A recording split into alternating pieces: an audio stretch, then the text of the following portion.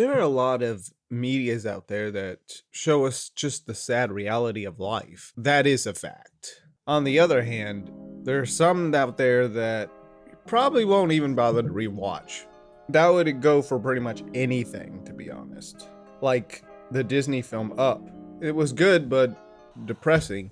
I don't know if I would really rewatch it again. A lot of people would also probably say Schindler's List. Most Holocaust movies I rarely watch because of how depressing it is. So I would understand people not wanting to rewatch Schindler's List or any Holocaust movie for that matter. Heck, probably even Come and See.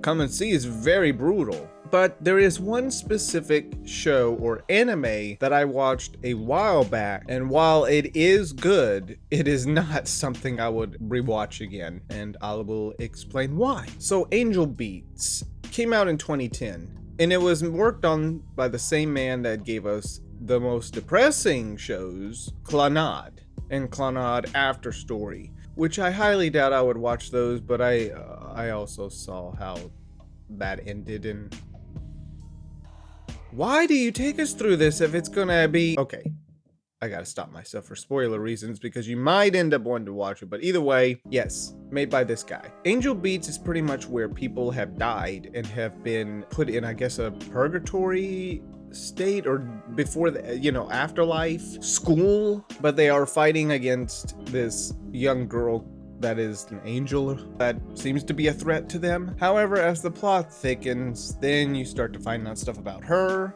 and then you get to find out stuff about, well, everybody's tragic past. The thing that was depressing about this show, heck, even the littlest of things in this show was still sad. I kid you not. Heck, the music, the ending music, later down the road, heck, I didn't find out until later that this was the same woman that did, well, the bigger songs that I would later hear her in, like Demon Slayer, the openings, and of course in the movie Mugen Train, which was also very touching, I will admit. But actually, when I started to notice her and her work, it was Sword Art Online, the first opening. That really got me into the show. But yeah, I didn't realize this was her that did the most depressing ending song in Angel Beats, because everything about it is so depressing, and the music, it hits even worse for your feelings. But yeah, pretty much it's just that, just life, or life after death, and whether you can move on from death. Every character has a tragic past. Not all of them get expressed about what happened in their lifetime, but some that do, boy does it hit.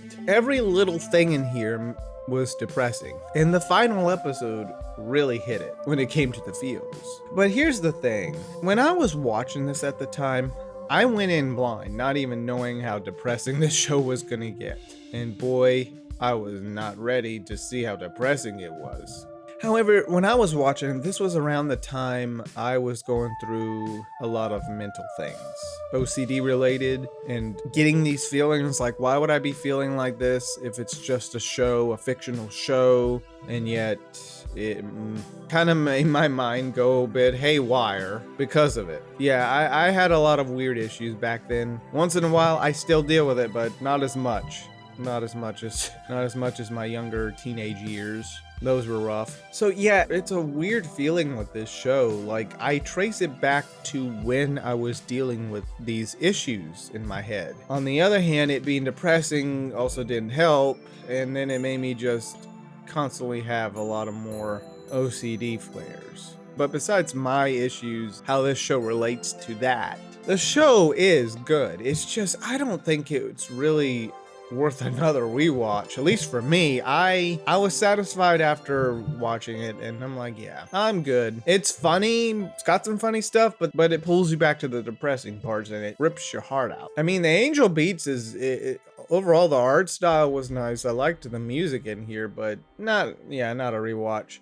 Now, if you want to check out my review, which was actually my first anime review episode I ever did, then feel free to watch that. Though this is a very short discussion, I just wanted to get this off my shoulder because it's kind of just a weird thing with me in this show. I still never bothered to rewatch it again after seeing it the first time. I mean, some things, like I've said, are good for one watch and then that's it. You move on. This is one of them.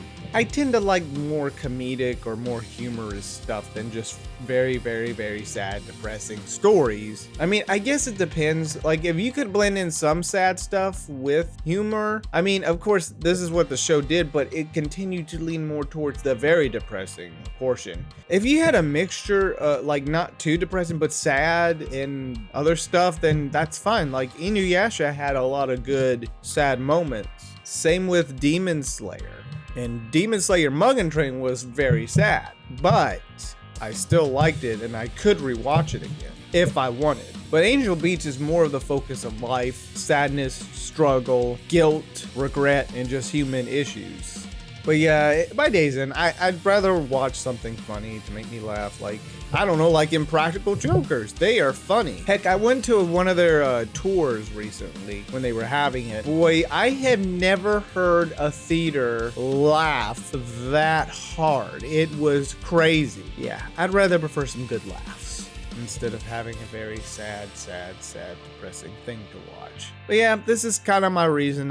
I doubt I would rewatch Angel Beats again, but it's not bad, but I think it's just worth one watch. But hey, that's just me. I'll go back to some Impractical Jokers.